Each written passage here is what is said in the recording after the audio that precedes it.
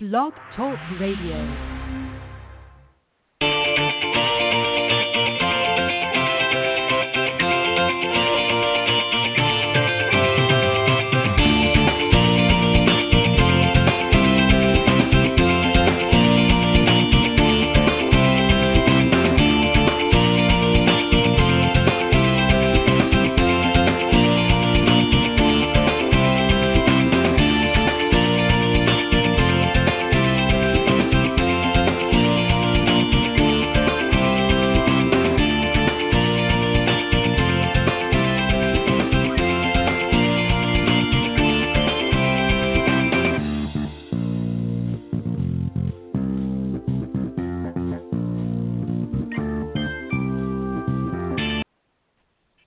All right, good evening, everybody, and welcome to Golf Talk Live. I'm your host, Ted Odorico, and as always, we've got a great show for you tonight.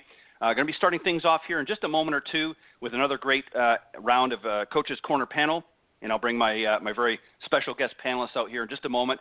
And then a little bit later on, actually, one of my tonight's panelists is going to be joining me as my special guest this evening as well. I've got some very exciting information and news to share with you tonight on the show, so I'll tell you a little bit about that in here in just a moment. But let me remind everybody, of course, we are live every Thursday evening from 6 to 8 p.m. Central here on the blogtalkradio.com network. And, of course, the best way to find us is go to blogtalkradio.com, and up in the search key, just type Golf Talk Live, and that will take you to the main page. And for some reason, if you're not able to tune in live, you can just scroll down that page to the on-demand section, and you can listen to the show in its entirety on the recorded version. And as well, you can also check out some of the previously aired shows as well. They're all there in order, so you can just click on one maybe that you've missed, or maybe one that you want to hear again. There's some good information on there that you want to check out. So just go to the on-demand section at that link. Some other great ways to tune into the program as well is you can go to iTunes.com, Stitcher.com, TuneIn.com, and now TalkStreamLive.com as well. And again, just type in Golf Talk Live up in the search key, and that will take you to their respective social media platforms. So lots of great ways to tune into the show. You can also follow me on Facebook, Facebook.com. If you go to the show page, which is Golf Talk Live blog, and make sure that while you're there, if you haven't already done so, click like on the page. I'd really appreciate that as well. You can also follow me personally. As some of you that maybe tune into the show that have followed me on Facebook, you know that I've just created a new Facebook page under my personal name, Ted Odorico, and just because I maxed out my other one at 5,000. So this one's actually my fan page, so you can visit there as well, and I appreciate any likes that you throw my way. You can also tune in and join in through LinkedIn.com, again under my personal name, or Twitter. My Twitter handle is Ted and Buck CEO. As I said, we got a great show for you tonight. I got a Coach's Corner panel going to be starting here in just a moment, but I want to remind everybody, of course, we've got a great sponsor that we've just picked up here over the last month or so, golfswing.com.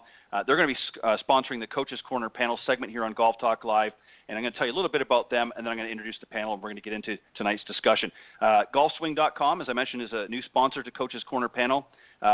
Golfswing.com, with its cutting-edge technology, have teamed up alongside some of the best instructors, coaches, and swing gurus in the business, and together they have created one of the best, in my opinion, video teaching and training online platforms in golf. So if you're ready to break 100, 90, 80, or even 70, then join their online video academy and learn from some of the best in the business. In addition to sponsoring the Coach's Corner segment tonight, every week I'll post a different golf instructional video tip from one of their featured video instructors or golf instructors, and that'll be this Thursday, of course, tonight after the broadcast, and I will feature that on my personal pages and throughout my other social media platforms as well. So join golfswing.com today and watch, practice, and improve your game. All right, as I mentioned, I'm going to introduce tonight's Golf Talk Live Coach's Corner panel. First up, of course, a good friend of mine, John Decker, who happens to be my guest a little bit later on this evening. He's a teaching professional at the New Albany Country Club. He's also instructor with golfswing.com. And back in 2015, he was named the Southern Ohio Teacher of the Year. Prior to that, he was the head instructor at the Grand Cypress Academy of Golf in Orlando, where he worked under such top 100 instructors like Fred Griffin and, of course, the late Phil Rogers. He's also authored a great book, Golf is My Life, Glorifying God Through the Game, which has an accompanying Bible study with it. And he's also a great motivational speaker as well. Also joining me on the panel tonight is another good friend, Pete Buchanan. He's the founder and director of instruction and owner of Plain Simple Golf, LLC, which, of course, houses the Plain Simple Golf Circuit and Simple Swing Repeater Training Brace. And Pete, of course, has been teaching well over for 30 years now in the golf industry and is one of my favorites here in the Coach's Corner panel. So also a quick note, Bill Abrams, PJ professional and director of instruction at Golf Solutions Academy in Balmoral Woods Creek, was supposed to join us as well on the panel tonight, but as most of you know that if you follow him on social media, Bill just recently lost his father here in the last day or so, so he's not going to be joining us this evening for obvious reasons. So we want to send our heartfelt condolences and deepest sympathies to Bill and his family for the recent loss. So again, you're in our thoughts and prayers, Bill, and we'll see you the next time on the show. Guys, welcome to Coach's Corner panel here on Golf Talk Live. Thank you, Ted. Thanks, Ted. It's good to be here. All right, I appreciate it, guys. And that was a lot of information to get out there, so I hope we got enough time to answer some of these questions that I've got here. But thanks, guys, as always. I appreciate you giving of your time. And as I've said so many times over the years, I know it's not always easy. We got to sometimes rush home from work, and it's been a long, tiring day. So I appreciate you guys stepping up all the time, every month, and coming on the show. So last week on the panel, guys, I talked about with the group that was on then some of the questions that I get.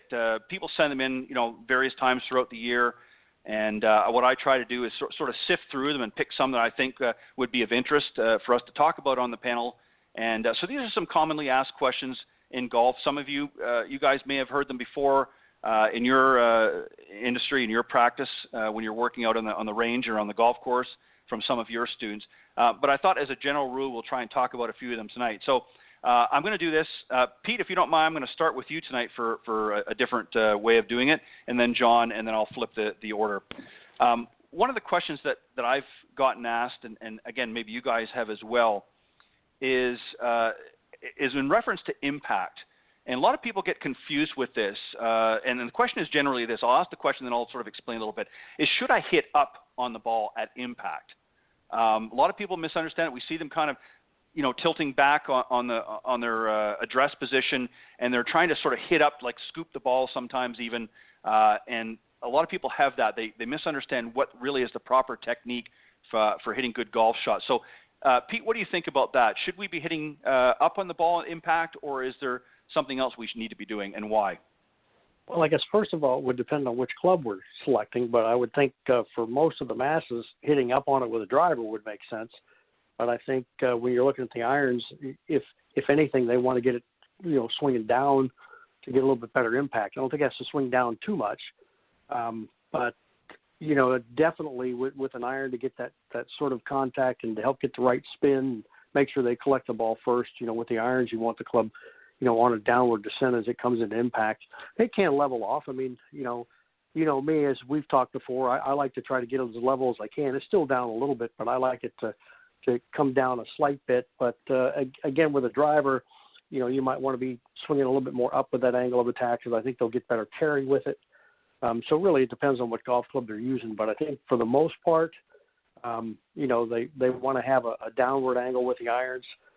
We've seen it too often with a lot of players have that downward angle with a driver, which doesn't do them any good. But really, depending on the club selection, I think, probably the only club in the bag, driver, maybe a 3-wood off a tee, but the rest of them, I think they'd be better served to swinging down at it versus up.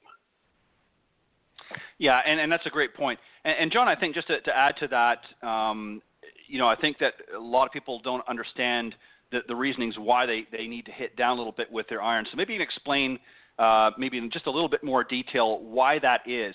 Most people, if they think about it, they think, well, I'm trying to get the ball airborne. Why would I be swinging down slightly on the ball at impact? Why not, try to help hit it up in the air? So maybe you can explain a little bit more detail why that's a true scenario, at least for the irons. Yes, I agree with what Pete was saying with the driver. But with the irons, I try to get all my students to hit the golf ball with their body weight and the rotation of their body, and then using the loft of the club. Now this all starts with the ball position. I believe in having the ball inside the left heel. So basically, there's a shift in rotation, and when you do this, you're going to produce the club head speed and the power. But you really, what I want my students to understand is that, gravity is going to bring the club down. You don't need to make the club come down. what you want to do is create that forward rotation. And when you do that, that and the combination of the club obviously being up in the air and then gravity itself will help you to create that downward descent so that you're making a divot. Obviously, we want to hit the ball first and then hit the ground second. Based on the loft, the more loft you have, obviously the higher the ball is going to go in the air. And if you look, if you really look at good iron players, they all make divots. There's some exceptions. Mm-hmm. I know Steve Instructor doesn't make a divot, but if you look at the great ball strikers through the years, they all make a divot. The caddies are always on tour, running out and grabbing the divots and bringing them back. And if you're not making a divot, you're essentially going to lose power in most cases, because the irons are designed. I always tell my students, the irons are designed to be dirty. You're designed to get them in the ground. Now, if you're getting it in the ground, like Pete mentioned, some people get it in the ground too much, and then that's different issues. It could be their ball position or the distance from the ball or their lack of rotation or grip. There's a lot of reasons why you can get the club in the ground too much. But you're using the loft of the club, you're using the rotation of the body, and that descent is really naturally occurring with gravity. So if you can get the rotation part, the club's going to come down. That's what I promise you, the club will come down if you rotate to the target. Yeah, well said. And let me just add as well for the listeners out there, again, I think a lot of people get confused by this, and it seems like a very simple process. The one thing that you want to guard against is you don't want to be, as Pete pointed out as well, you don't want to be intentionally trying to drive the club down into the ball in a downward. In other words, you don't want to be like a wood chopper and trying to really drive down on it. You want the club face itself, and as John mentioned, obviously you have different lofts, and depending on which iron you're playing, and the club face itself will do the job of how much the ball is going to get into the air. And the clubs are specifically done. If you look at if you look at the club face of your irons, you've got grooves in them. And what essentially happens is when you're coming down and you make contact with the ball first, it compresses the ball, and that ball actually, with the help of the grooves, actually creates a backspin, which creates, of course, your lift. And then as you move the club forward, you're creating that forward momentum as well. So that's what gets the ball going airborne and also helps it go forward. If you come too hard down on the ball, essentially what you're going to do is you're basically driving the ball into the ground too much, and it's not going to go anywhere. It may pop up. It may, depending on whether the face is open or not. So there's a lot of variables that can happen. So essentially what you want to do is you want to have a slightly descending blow on the golf ball with your irons. And as Pete and John both suggested, obviously with your irons, it's more of a sweeping action, and of course with your driver and 3-wood, if they're teed up, you are going to be hitting them with a slight upward impact, again, which is going to get a little bit more airborne. And part of the reason for that is obviously your drivers and even your 3-wood don't have as much loft as some of your irons do. So obviously it needs a little bit more help, but essentially that's the rule of thumb. So for any of you out there that maybe have that confusion, I hope we've helped alleviate that just a little bit. John, I'm going to go back to you on this next one here, and this is another one too that I see a lot of amateurs sort of fall into this trap. And the general question is this: how tightly should I hold on to the grip? In other words, how tightly should I be holding on to the club? We see a lot of different variations. We see some people got literally a death grip on there, and you can see the veins popping out of their forearms. Then you see others that maybe don't have very much of a firm grip at all. So is there kind of a rule of thumb, or what do you generally try to advise your students? It's funny that you bring this up, because I just did a golf tip on this last week, and I posted it on Facebook. You can find it on there if you want. But I talk about the grip pressure. And the tension when you're holding the club, it's very much like when you shoot a basketball or you throw a baseball. You hold the ball in your fingers. You hold the club in your fingers. The tension is in the fingers. You do not want the club to be in the palms. So when you shoot a basketball, you don't want the basketball in the palm. You want it in the fingertips. When you're holding the club, you're going to be putting the tension in the fingers, but your wrists are going to be very relaxed. And so if you put the club in the palm of your hand, it produces the tension in the forearms, and tension in the forearms will kill a golf swing. If you have tension in your forearms, you're not going to get power. So one of the things I do with a lot of my students is I'll go over and I'll just grab their forearms just to feel the tension when they're holding the club. And it is amazing. I have had 5- and 6-year-old kids who squeeze the club so tightly that I physically cannot move their fingers.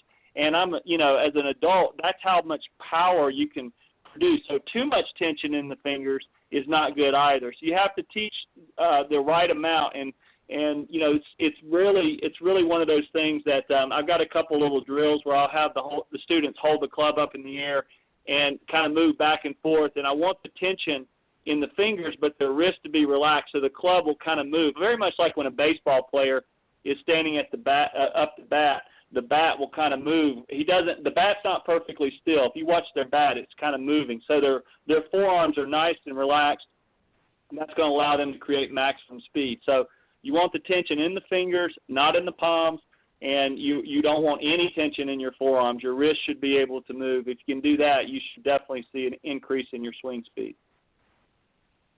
Yeah, and that's a great way as well to point that out. Pete, just something I wanted to add to that, and just to get your thoughts.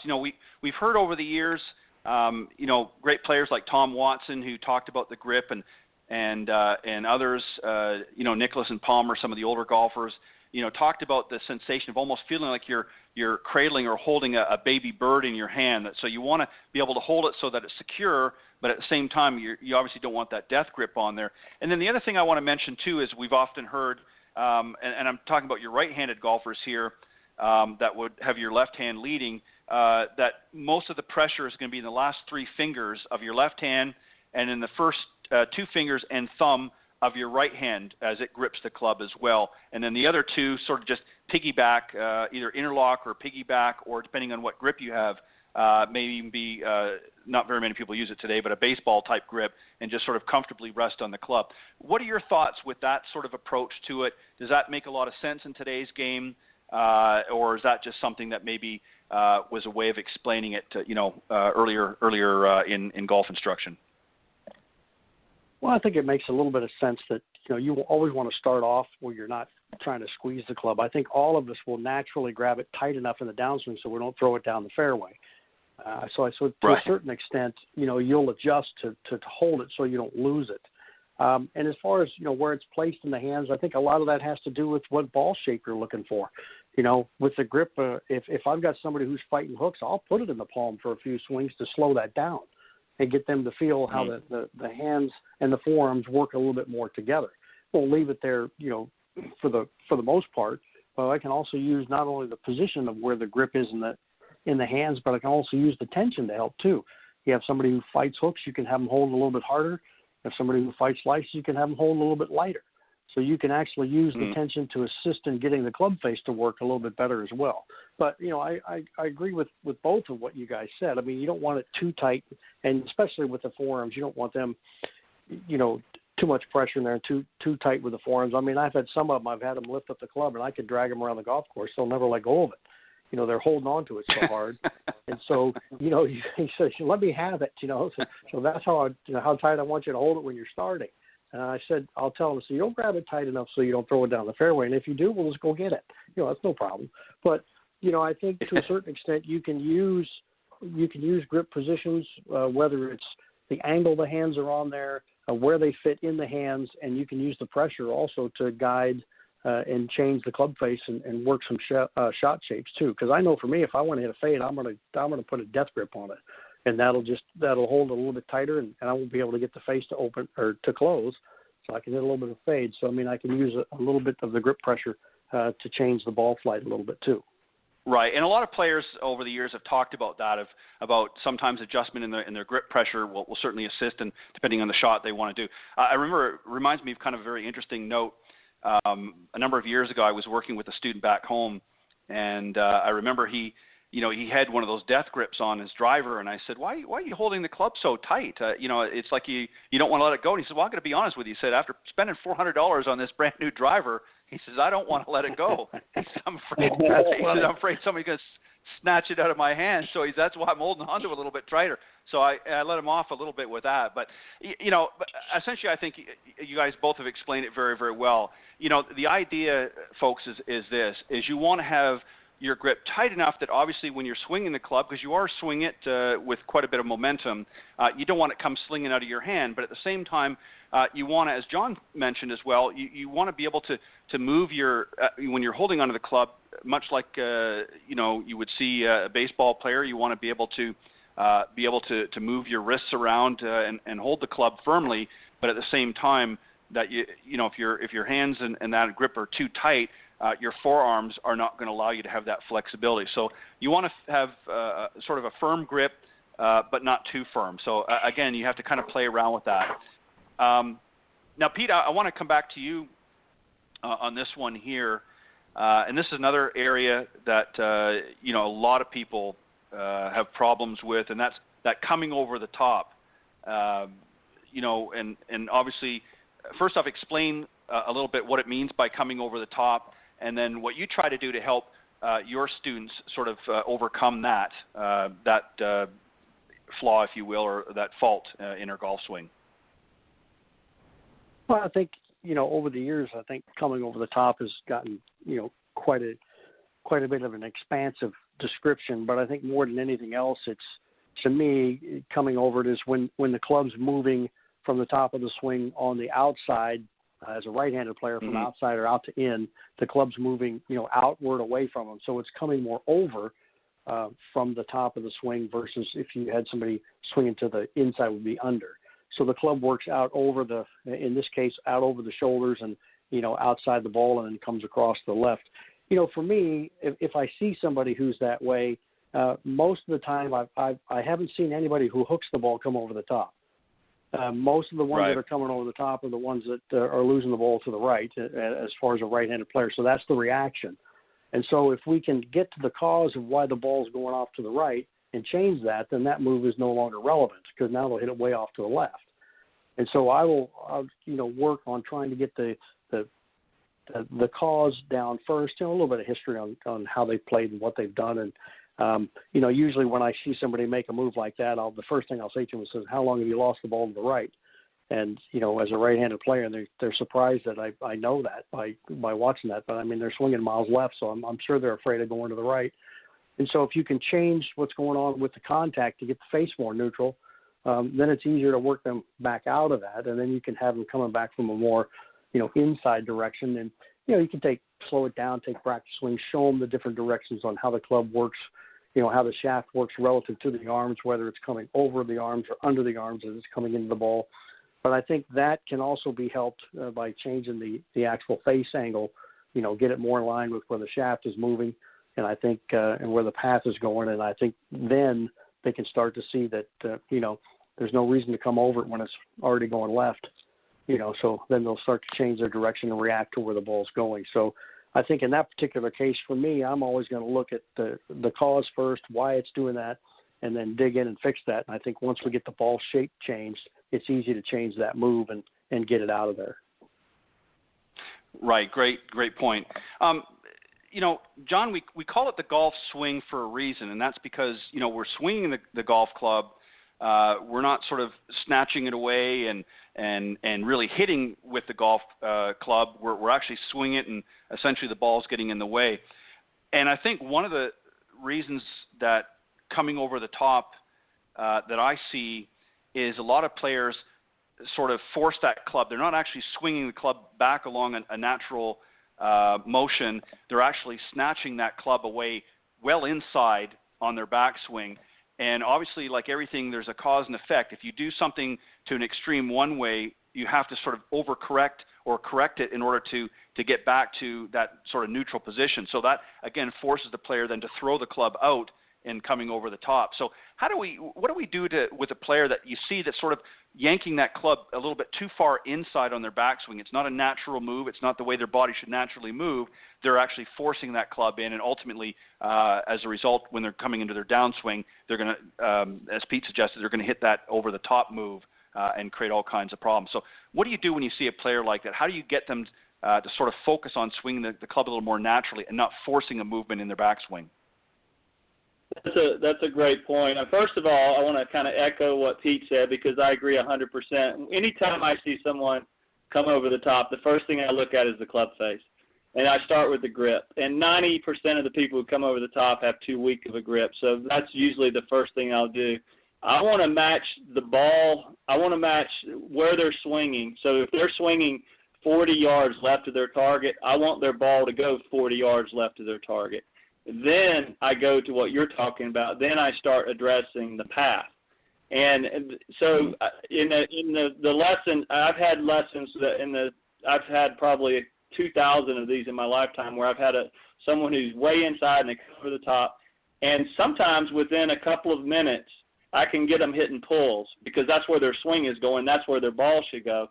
Then I start working on their path of their takeaway and getting them, getting it matched up so it's not so severe. Because obviously, if you do, like you said, if you go 8 or 10 inches inside, you're going to come 8 or 10 inches outside, and that's going to be hard to play no matter what the club face is doing. So once I get them hitting those pulls, then I start working on their path. And it could be in their setup, their distance for the ball, things like that can affect it. But a lot of times what I'll have them do is I'll have them in their takeaway. I want to work on just their initial takeaway. I don't want them to think about the whole swing because it gets too complicated. If I've changed their grip and I can get them taking it, just getting it started right, that usually takes care of a lot of the problems right there. And so what I'll do is I'll put a board behind the club face and I'll have them push the board back, or sometimes I'll get a medicine ball, like a two-pound medicine ball, and have them push that back. And by pushing the ball back or pushing the board back, it gets their swing started, because anytime someone takes the club inside, most likely if they have a combination of a weak grip, they're using a lot of hands, a lot of arms, I want them to take the club back with their back and shoulders. So I get weight. I put weight behind their club to force them to use their bigger muscles and not their smaller muscles, and that usually helps with their takeaway. Yeah, and just and add one more point onto that as well. And that's a great analogy, John. By the way, another thing too that I think as coaches we have to be mindful of, even though we have to look at things like the grip and that, a lot of times what I've discovered over the years that many golfers do is when they're not addressing the ball in balance. And what I mean by that is, if you notice, when a lot of players are too far back on their heels, in order to maintain balance, they have to actually pull the club more inside, because if they try to do it the other way, they're going to fall out of balance. They're not going to be in balance, and they actually can't execute that move as easily without actually pushing their arms away from their body. So it becomes a comfortable move. If they're set back on their heels at address, automatically it's going to incline to force them to pull that club a little too far to the inside, and then ultimately, again, because they're out of balance, in order to get back in balance, they're going to throw their shoulders out and create that over-the-top move. So balance is something else key as well. You want to get them a little bit more towards the balls of their feet and more in an athletic position. And I remember years ago watching when Nick Faldo and David Ledbetter were still working together. Faldo did a great video series together with David, and they talked about that very thing, about being in balance. A lot of times golfers get too far back on their heels, or conversely get too far on their toes as well, and that creates a different movement in their backswing. In order to maintain a balanced stance, they've got to actually do something out of sync, if you will, in order to maintain that balance. So that's something that I think we have to be mindful of as well. And a lot of times it's not always easy to pick it up right away, but I just want people to make sure that they're in balance. So when you're working with your coach or your instructor, make sure they're looking at all aspects of the golf swing, not just the grip and even the stance, but how balanced the player might be at the time of their address position. So just something to keep in mind. John, I'm going to come back to you here on this. And this next question is, we get a lot of windy conditions out there on the golf course, especially if you're living near a coast or something. But what should I adjust? This was a question that was put forth not too long ago, actually. What should I adjust when playing in the wind? So what adjustment should I be making to my golf swing or golf game when I'm playing out in the wind? Oh, that's a great question, because it depends on obviously which way the wind is blowing. Sometimes the wind is helping, sometimes it's hurting, and then you have crosswind. But the majority of those, in all of those situations, except for when the wind is behind you, we're going to negate that. So if it's in my face, if right to left or left to right, the biggest mistake that I see people make is they try to make a full swing. They take, okay, let's say they hit their pitching wedge 100 yards, and they're at a 100-yard shot, but they have a really hard left to right wind. They try to hit their pitching wedge. They hit it up in the air, and it blows way right of their target. And so the biggest mistake that I see my students make is they don't take an extra club or even two. Sometimes I'll take two extra clubs and choke down on the club to lower my ball flight. So I try to explain to them, if I've got a pitching wedge shot that's full, if I'll take a 9-iron and choke down on it, it means I have to stand closer to the ball. I'm going to make a little bit more of a narrow stance, and I make a little smaller swing. I can make my 9-iron be like my pitching wedge, but go at a lower trajectory. And if you watch tour players, anytime it's windy, they try to bring their ball flight down. They don't try to get their ball flight higher in the air because they lose control of the ball. And that's Tiger is the best I've ever seen at that. Trevino was great at that. There's a lot of great wind players through the years, that can do that. And when you get in the British Open, that was why I think, for years Mickelson struggled so much in the British Open because he's a high ball hitter. And when he learned to hit the ball lower, and that was, I think, when he got in his late 30s, early 40s, he was a better player then in his 40s than he was in his 30s. Because he learned to lower his ball flight. I think that was one of the things you saw him even at the Augusta, getting to some back pins. He learned to lower his ball flight as well. So lowering your ball flight, and the easiest way to lower your ball flight is to take more club than you're used to. Put your ego aside, take the 7-iron out instead of the 8-iron or even the 9-iron, and you'll lower your ball flight. You'll make less swing, lower ball flight. It's much easier to play that way. Yeah, and as you're indicating about less swing, you might even hit a three-quarter swing as opposed to a full swing in some cases, depending on the circumstance. So, again, this is something that you want to play with a little bit out on the practice tee to get used to hitting these different types of shots. Pete, I'm going to throw the same question to you, but I want to just add a little bit. What about things like stance and actually setup? John talked about, maybe taking some extra club in certain circumstances. But obviously we've got some gusty winds coming and maybe a pretty strong wind, not just out, hitting balls out from the fairway, but even on the putting green sometimes. What do we need to do? Maybe adjust our stance a little bit. Does it need to go a little bit wider, narrower, or what do you recommend? Well, I think first of all, the higher the wind is, I think the wider you want to get it so you've got a little bit more stability, so you can hold your ground a little bit more. I agree with everything that John said as far as, what we're trying to do to lower it. I mean, for me, when the conditions are windy, I have a swing that I call, it's like a wall-to-wall drill. It's basically the hands go shoulder high on both sides, and we take the swing down, and I've always said speed creates lift. So if you're swinging it too long and too fast, you're going to lift the ball too high in the air. And so you just bring the club to a lower swing overall without having it go as long, and then just take more golf club.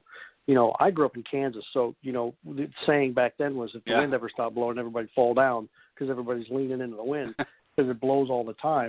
And so we learned how to hit it, as low as possible. And it was a lot of, 120 yards out, you're hitting 6-iron, and people are looking at you like, you got to be kidding us. And well, I don't want the wind to mess with it. So, you just learn how to play in those conditions, and really, I think more than anything else, you just have to take more club with less swing, and you'll control the ball beautifully into the wind when you do that. And I think, as John mentioned before, going downwind, I think one of the biggest mistakes a lot of people make going downwind is they take too little loft. There have been many, many situations where I've hit a 3 or 5 wood longer off the tee than I could hit a driver because the wind pushes the driver down because it doesn't get high enough in the air. So you can take a fairway wood and launch that thing up in the air, and the wind will carry it a long way. So, really just looking at the conditions you have, as far as ball position, careful not moving it too far back. I see a lot of players try to put the ball way back in their stance, and then the contact becomes an issue.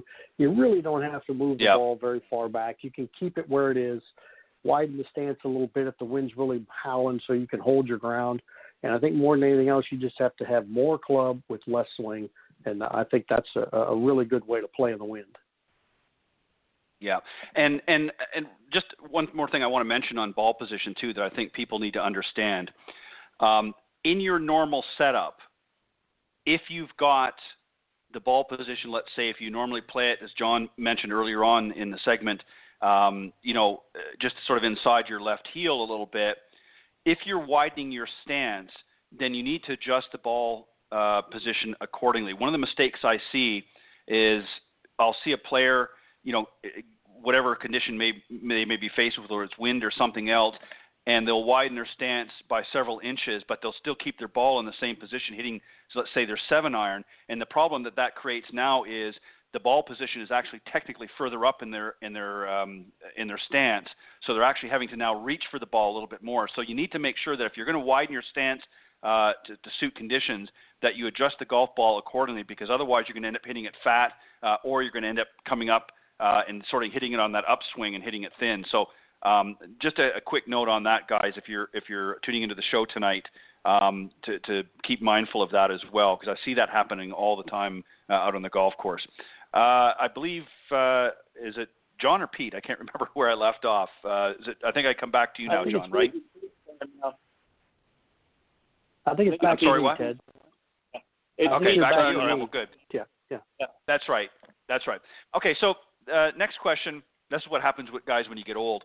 Okay, my next question, Pete, for you is this, and this is a question I've had not a lot, but a little bit over the years, is should I feel like I'm lifting the club in my backswing? And I kind of touched a little bit on that and sort of skirted that issue earlier on when we were talking about coming over the top, but we see this, with a lot of players, is they start to swing it back, and then all of a sudden they'll abruptly lift the club up, and you see their arms collapse.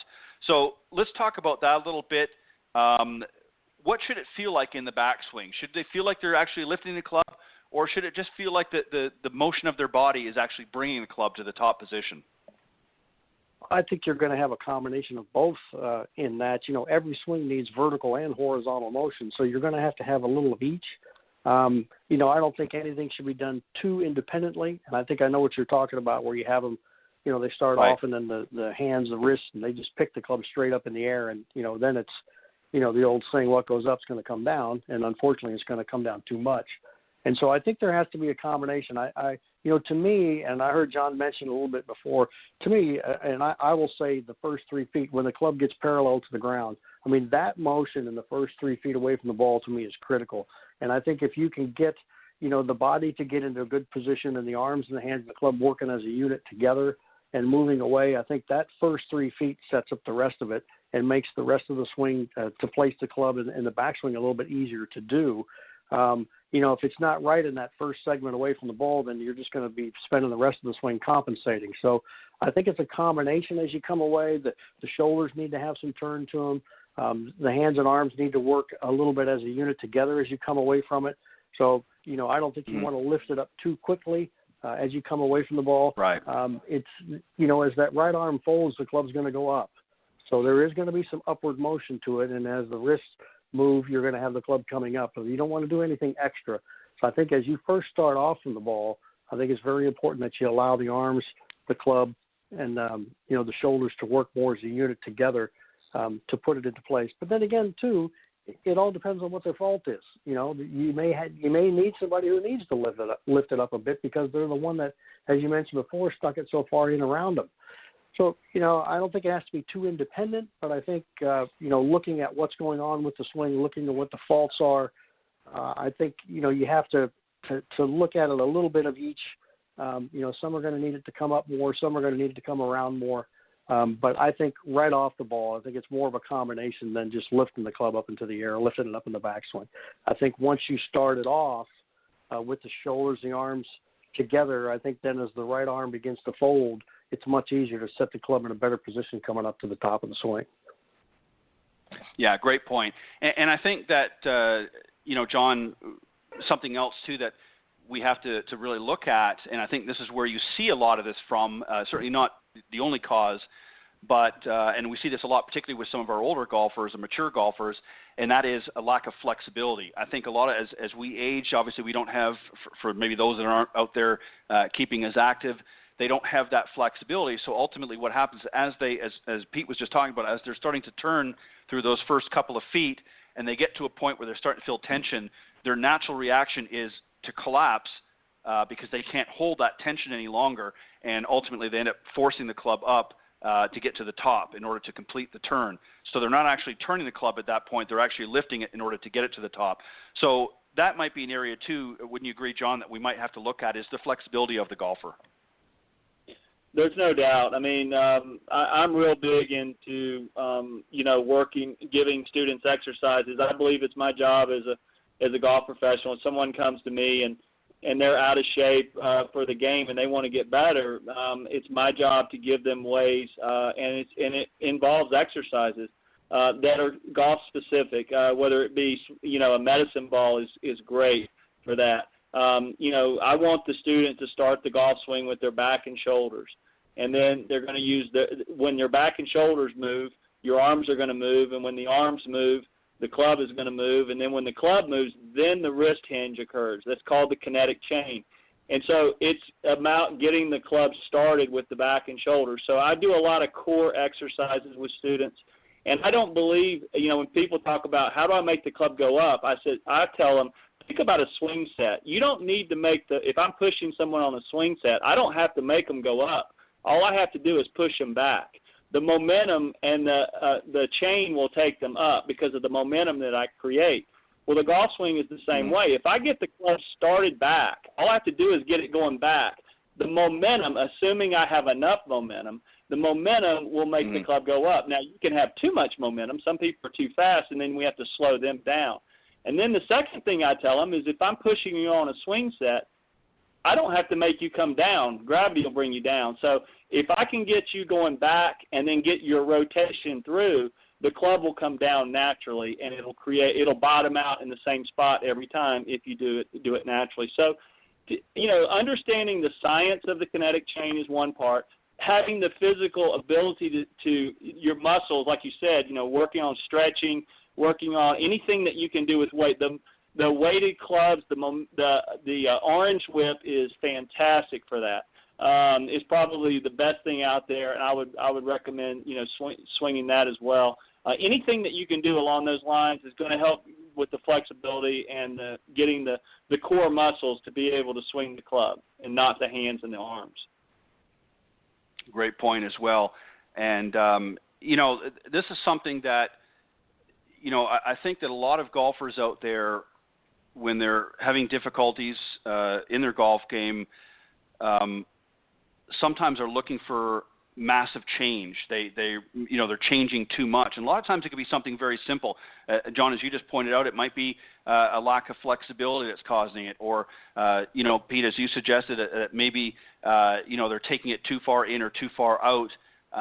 And it might be a very simple fix. It might be a very simple change. A lot of times they ultimately end up making too many changes to their golf swing when something happens. And this is why we can't emphasize enough it's important to get out there and work with your local golf professional and get into, not just take lessons, but get in there maybe into a coaching program with them where you're taking multiple lessons over a period of time and working on different aspects of your game. And you'll get into a rhythm and get them to help you put together a nice pre-shot routine and even a post-shot routine so that you're building up consistency. That's another thing that we see a lot of times, guys, and I'm sure you can both attest to, is we get golfers out there and they just sort of meander around the golf course. They don't know what to do. They get, over shots and they're confused. And one, the first shot, they might do a great pre-shot routine and they get into the next shot and they're all over the place. They don't know what to do. They've lost that rhythm. And it's very easy to derail a round when you're sort of chaotic out in the golf course. So that's one of the reasons why we try to help you here in the Coach's Corner panel, is to talk about some of these different things that you may be experiencing. You may be experiencing some different things, and we want to hear about that. So I'm going to tell you how you can do that a little bit later on in the broadcast. But Pete, I want to come back to you, and I think this is probably going to be our final question, and then we'll wrap things up. This is something that I've heard a lot of golfers as well talk about, hitting a fairway wood, whether it be 3 or even a 5 wood from the fairway. How they set up for that and what they're trying to create there. Because a lot of them, we see this all the time. They hit a good shot. Maybe they're on a par 5 and they think, okay, I'm going to go for the green. I'm going to pull up my fairway wood. And they, either chunk it or they hit the ball on top and it just trickles, a few yards down the fairway, or they're hitting behind it or whiffing the ball or what have you. There's all kinds of scenarios we can create. So let's talk about that. How can I hit better 3-woods from the fairway? Well, I think first of all, you have to understand how to set that 3-wood down on the fairway. You know, in my experience over the years watching so many players, they set it down with too little loft, and also they set it down closed. And so basically, you know, they're going to hit at the center or above the center of the ball on their best swings, and that's just not going to carry that ball anywhere. So I try to make them aware, first of all, how that club should set down on the ground, first of all. Then secondly, once I show them that, I'll show them, I said, now, based on the lie here, you know, a lot of times in the fairway, they're cut pretty tight. There's not enough room under that ball with that 3-wood for you to sufficiently get that thing in the air, especially if they don't have a lot of speed. So I said, you're probably better off hitting a 5-wood off of this one because you'll get a little bit better shot. And, of course, they'll always say, well, but I need my 3-wood to get there. I'm like, well, if you hit your 5-wood solid, you're going to get there a lot further than you're going to get there with your 3-wood not solid.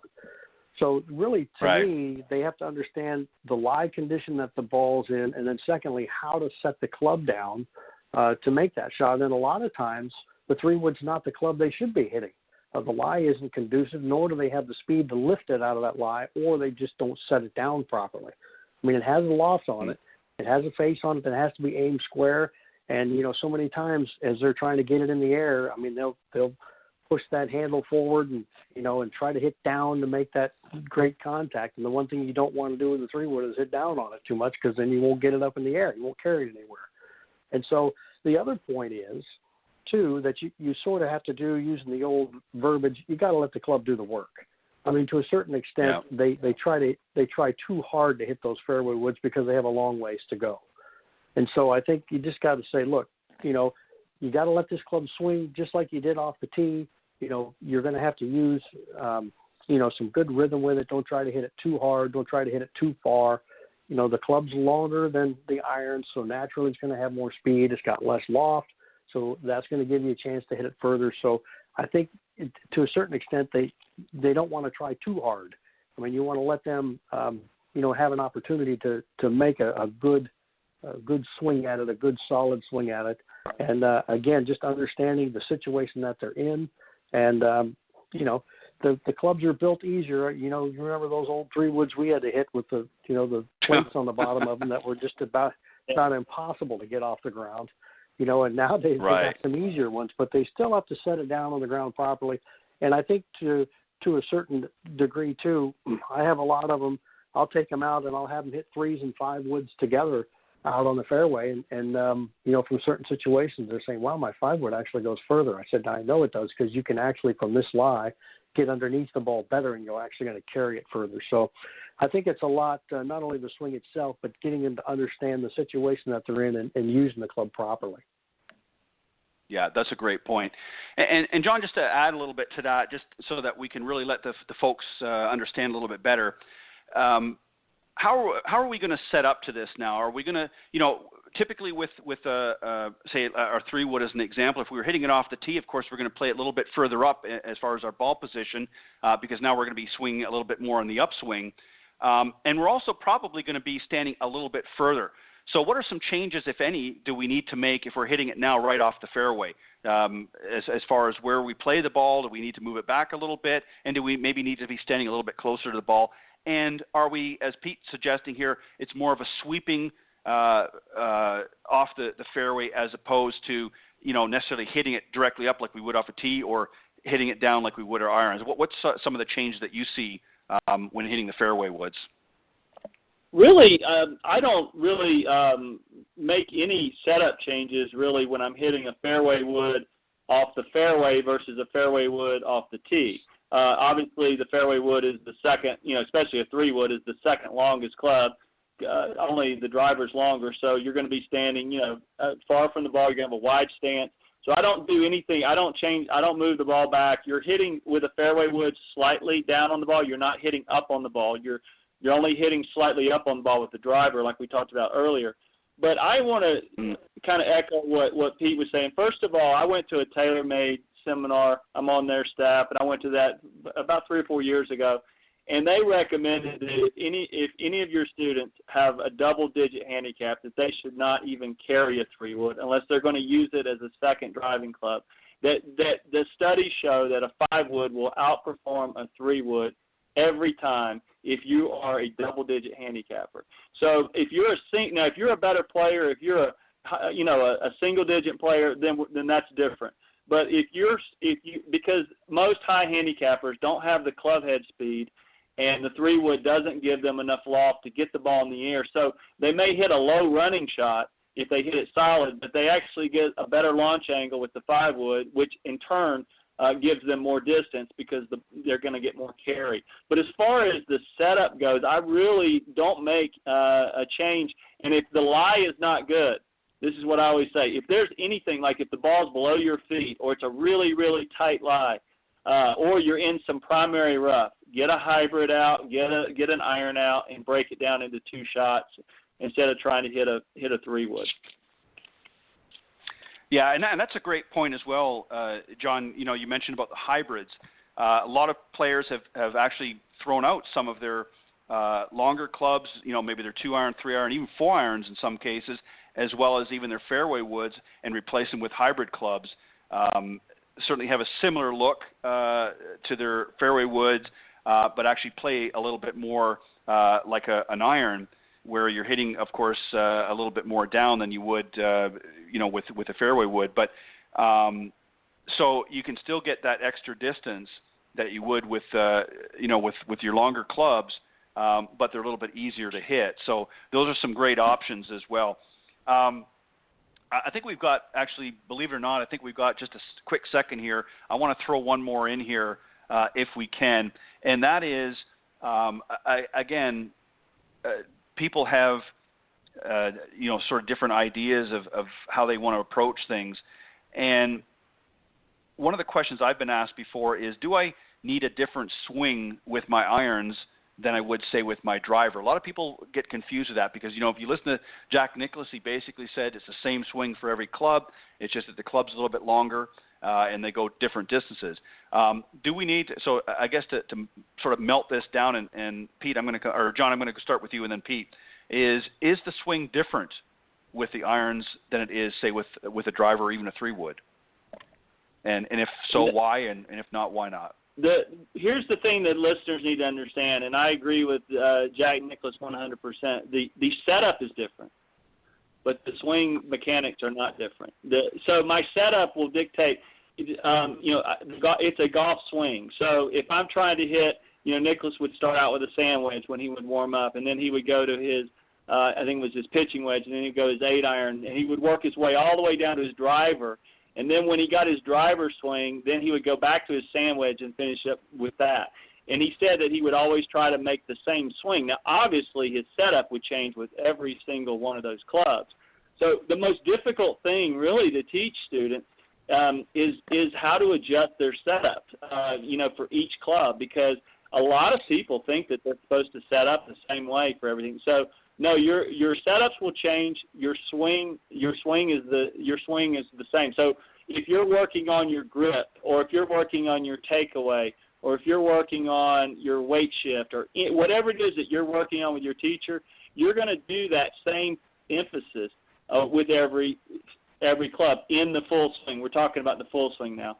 So that's important that you try to, because I can tell people, I only want to teach one golf swing. If I had to teach 14 golf swings, I wouldn't have any hair left. So one golf swing is hard enough to teach. So let's just stick with that. Now the setup is obviously going to be dictated on what club you use. Right. That's a great point. I probably should have listened to that advice some years ago. I'd probably have more hair as well. Pete, just any final thoughts on that scenario as well? Do you concur with what John said? And anything else that you want to add? Well, yeah, I absolutely agree with them. The club makers were smart enough to figure out how to make the clubs and design them so they sort of, the way they set up will change the way you're going to set the ball up in the stance. Plus, I've always said the ball's to the side and on the ground, and no matter what club you pick up, it's still to the side and on the ground. So I don't know why you keep trying to change the swing. They didn't move the ball. It's still to the side and on the ground. So we're still trying to make the same motion, but based on how the clubs are set up, the ball position is going to change a little bit as you set up throughout the set. So, yeah, I totally agree with that. And I think, it's one swing motion. And I think, you'll find when somebody comes to me and they say, well, it should be one swing with the irons and one swing with the woods. And then I'll go back to them. I say, well, how many rounds have you had where the irons are going, but you can't hit the woods? And then you get the woods going, you can't hit the irons. And I said, well, you're not going to have two different swings. If you keep the thing the same, you're going to be able to hit everything. And so it's going to make it a little bit more easier for you if you keep the swing going the same way, the same swing all the time, and then the setup adjustments will take care of that for you. So, yeah, I totally agree with that.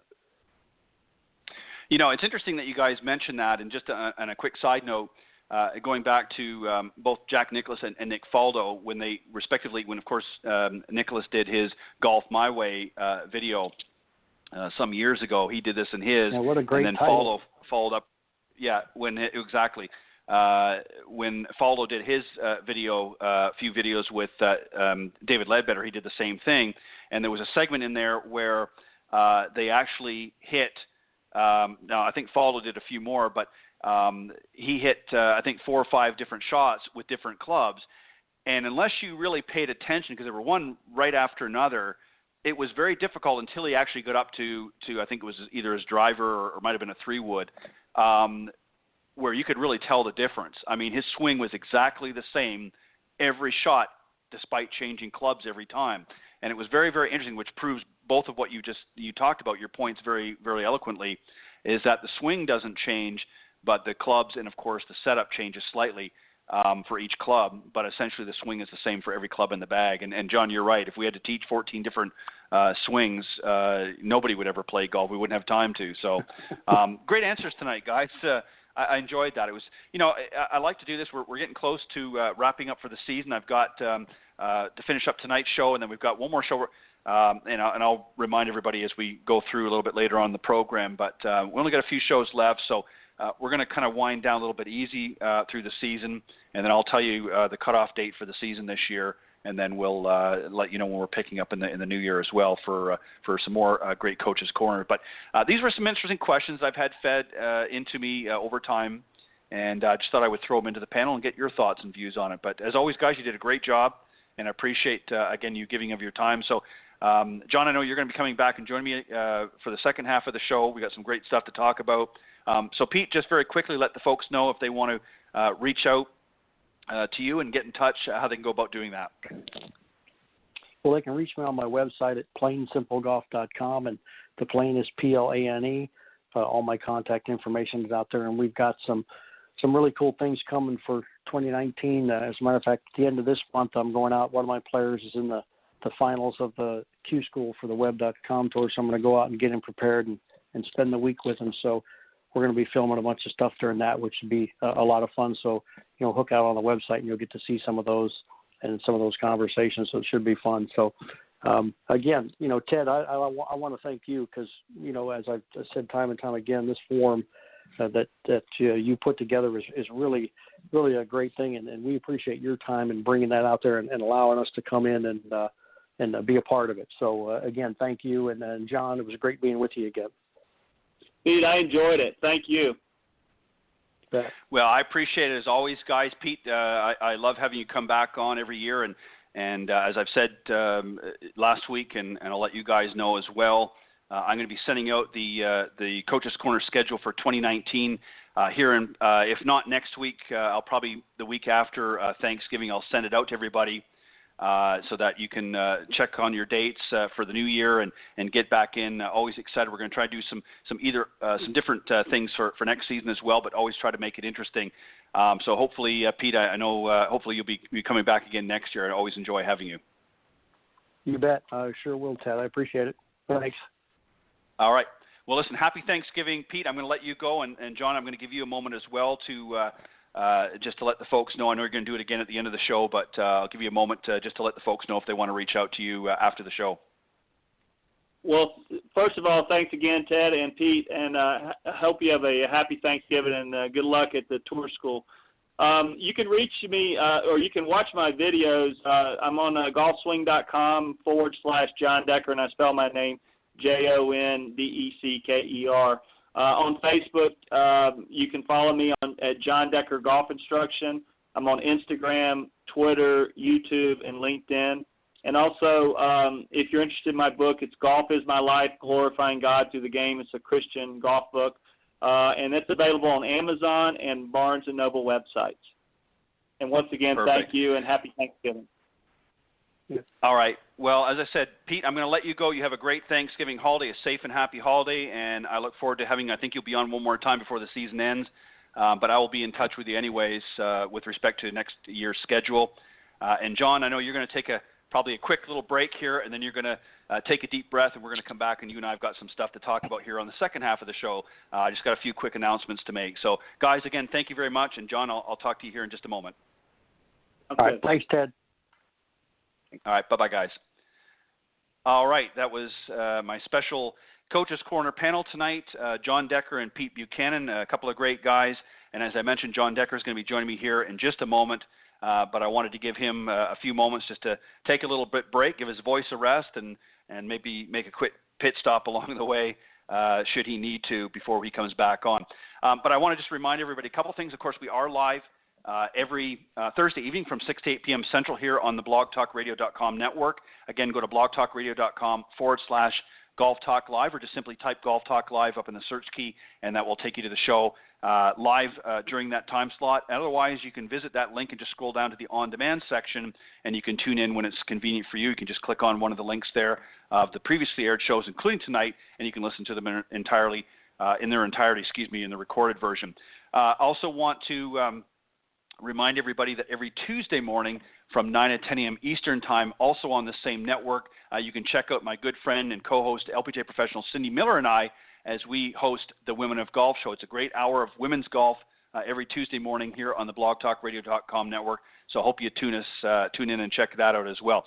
All right, I want to let you listen to a great advertisement here from tonight's sponsor on the Coach's Corner panel. Of course, I'm talking about golfswing.com, and then I will be joined by my good friend John Decker once again. Are you finally ready to improve your golf game? Golfswing.com is changing the way golfers learn online. With the largest collection of golf training programs and drills on the planet, Golfswing.com can help you improve every part of your game. Whether you want to gain more distance, hit it closer, or just sink more putts, Golfswing.com's staff of world-class coaches can help you gain the results you need. Watch unlimited videos on any device from anywhere in the world and start playing better, scoring lower, having more fun, and saving money. Get your fix on demand at Golfswing.com. All right, that was our very special sponsor of the Coach's Corner panel, of course, Golfswing.com. We're going to be talking a lot more about them tonight through the remainder of the program. And as I mentioned at the beginning and just a moment ago, that John Decker, of course, is going to be coming back here in just a moment, and he's going to be joining me here. We're going to be talking about a very interesting project that he's been working with together with Golfswing.com, as we've talked about before.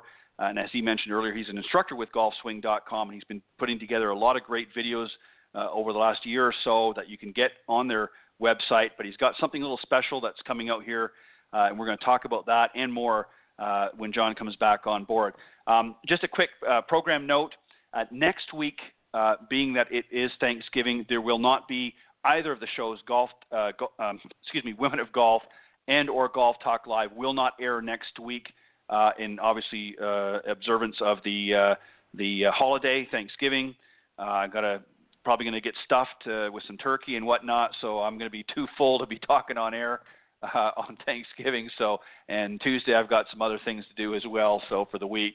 So there won't be a show next week, but we'll be coming back on the 27th, and going to be joined by Brendan Sweeney from French Lick Resorts, going to be joining Cindy and I on the Tuesday show, and then I've got another great guest as well that's going to be joining me on the following Thursday, which I believe is the 29th of November.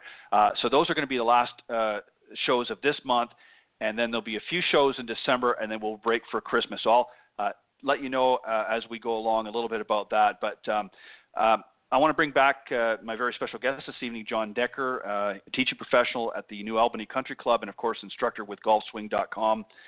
He's going to be joining me now here in just a moment or two. And we've got some very exciting news, I guess, to share with you here on the show. So let me bring John back on the air. I think he's taken a long enough break, and we're going to get back into some great discussion here on Golf Talk Live. I'm John, back, welcome Ted. back. Thank you. Glad to be back. You're welcome. That was certainly a quick break. I hope you managed to get a little something to drink as well. All right, John, we're going to talk about something here, and I just want to set this up a little bit, and then we'll get into our discussion. As I was just telling the folks here, of course, you've been working with golfswing.com now for the last little while, and you're actually an instructor with them now, and you've put together a lot of great videos that are currently on their website. But you got something new that's going to be coming out here. Why don't you tell us first off what it is that you've got coming out, and essentially when it's coming out, and then we'll get into our regular discussion. Sure, Ted. It's called the Pitch Perfect scoring system, and it's the most comprehensive short game package that really has ever been put together. A video package that's ever been put together as far as the research we've done. I know that GolfSwing has gone and reviewed a lot of different video packages for the short game, and really this is what they call a signature series, where we're working on shots, and we wanted to specifically stick with the short game, but we did not put putting in. So it's from 3 yards to about 40 yards. And there's over 5 hours of video content. And so what's amazing and what I really like about filming it and just doing the whole process is really how simple we tried to make it. Everything from single thing, from grip to ball position to weight distribution, everything that you could possibly think of in chipping, the pitch and run, the pitch shot, the bunker shot. We did trouble shots. We talked about course management, and then we got into some of the difficult shots around the greens that we all face. So it's really was a lot of fun to put together, and I can't wait to see it. Yeah, and I'm excited as well to see it, and obviously for you as well, John. I know it's been a long time coming. And just to let the folks know, John has already put up on the golfswing.com as part of their online video academy well over 100 videos already, and now you've just put together another signature series, several hours, as you mentioned, which obviously has a lot of other videos included in that. But let's talk about first about the golfswing.com website and sort of how you guys sort of came together in the beginning. That's really it's a great story, because when I got done, I was in 2016 and 2017. At the end of 2016, I was doing my book tour, and I was out about 8 months. And I actually went away from teaching. I was doing a little bit of teaching on the side, but it was pretty much traveling the country doing that and doing speaking engagements. And when I came back to New Albany here in Ohio and started teaching again, I'd gotten so many comments from people because I had done a lot of Facebook video tips. And so I said, you know what, I'm going to get back to doing that again. So I started filming some videos, and I decided to put one on LinkedIn. And about 2 days later, I got contacted by golfswing.com, and they said, we really like your video, your style. We want to send us some videos. And they started telling me about golfswing.com. And so right now there's about 15 instructors. They each have their own channel, basically. So if you're a member of GolfSwing, it's not only my videos that you can see. There's almost right now there's between 1,300 and 1,400 videos that are up there. And these are videos that are like Bobby Wilson, who's a 5-time long drive champion. Hal Sutton, we all know who he is, a former tour player. He does more of the course management. Jeff Mitchell, he was also a former tour player. And then there's a sports psychologist, Dr. David Cook. And so he has a video series as well. Those are under the signature series. There's a lot of great teachers. There's a lot of great videos. And a lot of my students who I've directed to the website, they not only watch my videos, but they'll watch other instructors as well. And I think that's great, because there's all kind of different styles on there. It's not just mine.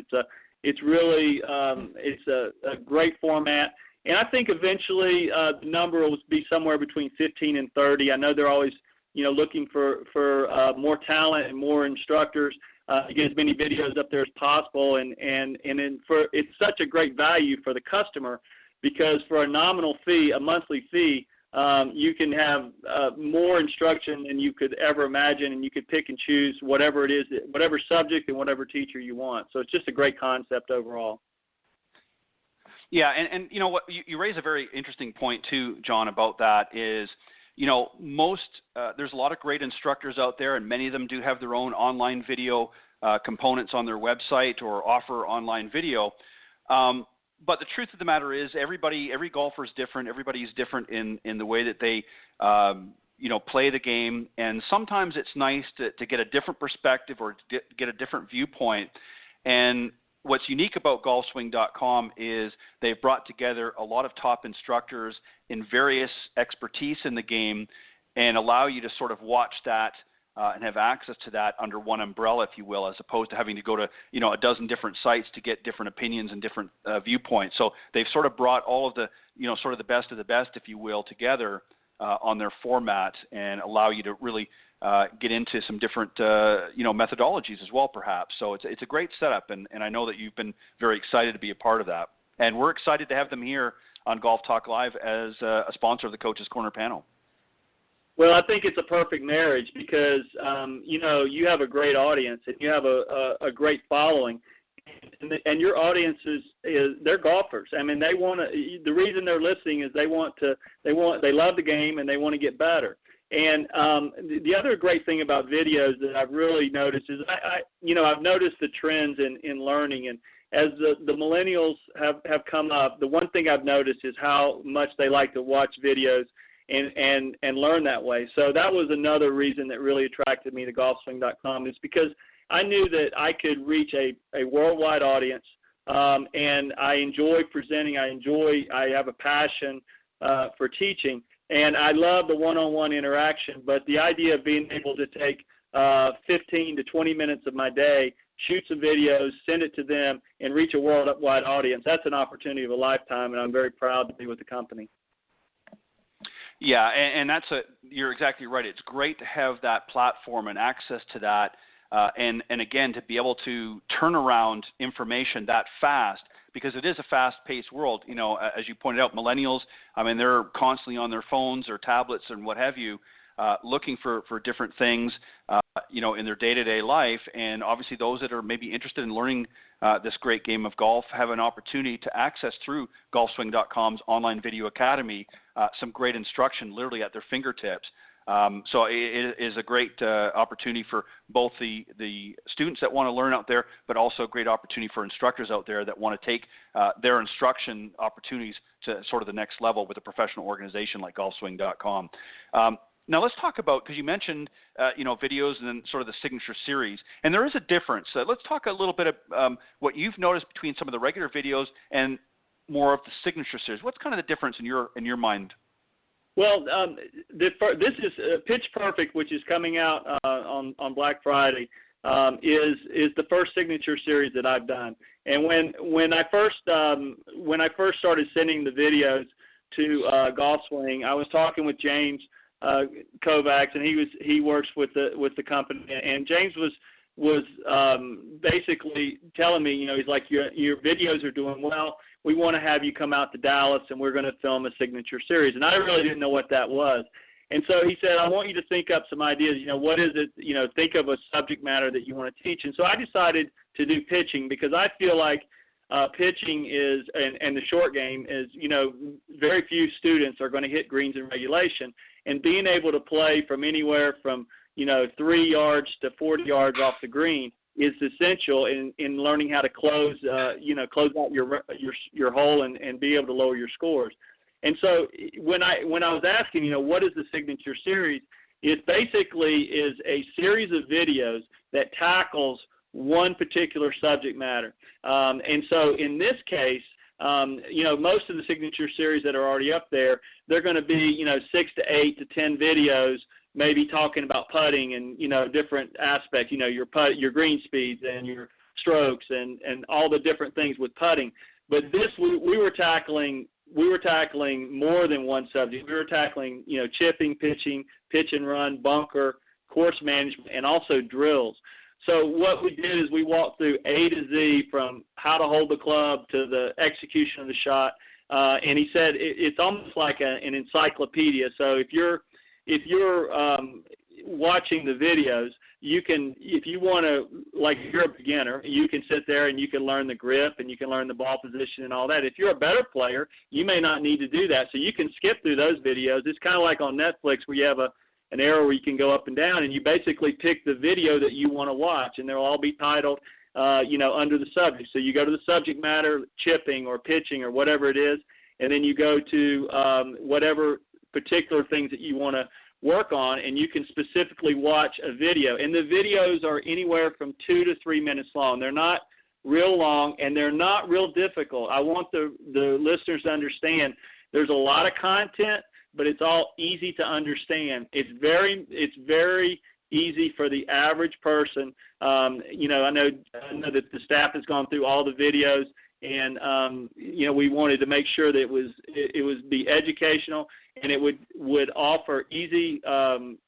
explanations for the subject matter, but also for the better players, there's a lot of on-course stuff that's going to be more advanced stuff as well. So they'll have something to watch as well.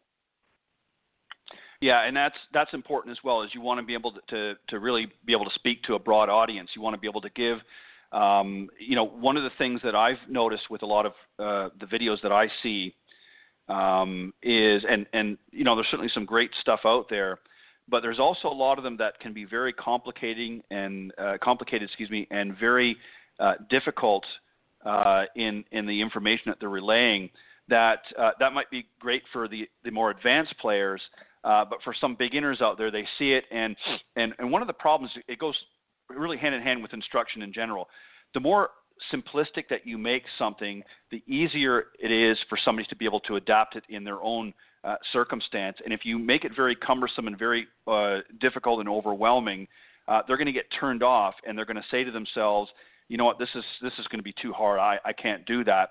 And they're going to, tend to just sort of sway away from that. So this is something really that you tried to address with this signature series, is having something there for the, average everyday golfer, but something a little bit for the more advanced player as well, correct?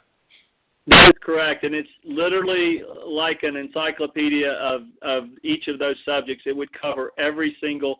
It's kind of like we go to Google search and we search out a subject. Well, if you're practicing, if you're working on your game, and you want to know, all right, what is the setup for a pitch shot or a bunker shot, or what is the club face angle for a bunker shot, and there's specific videos for each one of those subject matters. It's step by step from start to finish. So you could go through each one if you wanted to, or you can skip around based on what it is that you're looking for. Or how do I hit a low pitch versus a high pitch? You can go to the low pitch. You can go to the high pitch. And in each video, and the video will only tackle that one subject. It's not like, a video that I see a lot of videos where the instructor tries to give 4 things to work on in one video. That's too complicated, people. In fact, it's too complicated for really anybody. So they're very specific, and that way you can watch that one video over and over again until you master it, and then you can go to the next one. Right, and again, that's important. Let's talk for a second, if we can, about actually shooting the videos. You've put together a lot of instructional videos here. There may be some instructors out there that maybe have dabbled a little bit, but really, haven't gotten into it too much quite yet. Maybe explain a little bit about the process on what you do. In other words, giving them some advice a little bit on filming the instructional videos, and why you've decided to add them into your sort of teaching and philosophy, if you will. Well, when I first did the videos, I had someone hold the camera or hold my phone. I shoot all my videos on my phone, and one of my friends was I had him, shoot the videos, and I sent them to Golf Swing, and they said, you really need to get a tripod. So I got a tripod, and I put my phone on there, and it's amazing. You would think someone can hold the phone there really still, but they can't. Especially, it's hard to hold anything still for 3 minutes and length. And so we went ahead and I got a tripod, and then you want to put it on landscape, which is where you turn your phone so that it's the landscape view, so it's the wide view and not the straight up and down. And so I did that as well, and that was completely opposite, because the first videos that they saw were not like that way. They said, we like what you're saying and your presentation's great, but here's a couple of things. Your lighting is very important. And it's amazing how when you go to shoot videos, how you notice how many leaf blowers are going off and how many carts are driving by and things like that. So it's always good to try to get into a real private area. That's important. And then the wind is also another issue. You've got to, deal with that. So sometimes I'll get my golf cart and pull it right beside the tripod and put the windshield up if the wind's coming in a direction to block the wind. So those are little tips that'll help you. But the key thing to the video is whatever video you shoot, be very specific, and try to keep your sweet spot is about 3 minutes. If you go 4, 5, 6 minutes, it's way too much information. It's way too long. And learning how to have an intro, deliver one point, whatever that point is, and then close it up and wrap it up in 2.5 to 3 minutes. I feel like that's right, kind of the sweet spot that you're looking for. And then, share them on social media or whatever. And then, I know that Golf Swing is always looking for instructors as well. So if there's any instructors out there that are interested in coming aboard, contact, you can go through golfswing.com and contact them, and they'd be glad to look at them and review and make suggestions as well. Yeah, and it's good like that too, because as I said, it gives the golf professional out there that maybe is interested in getting more involved in that, working with somebody that does this, as a profession. They're great videographers. They understand what people are looking for, and they've got the expertise and the technical prowess, if you will, in putting together these great videos. And you want to make sure that if you're going to do them, that they are being done professionally. I mean, even if you're shooting them yourself, you can certainly do a great job with today's technology, but it's nice to have somebody there with the editing capabilities as well if there's some areas or some glitches in there.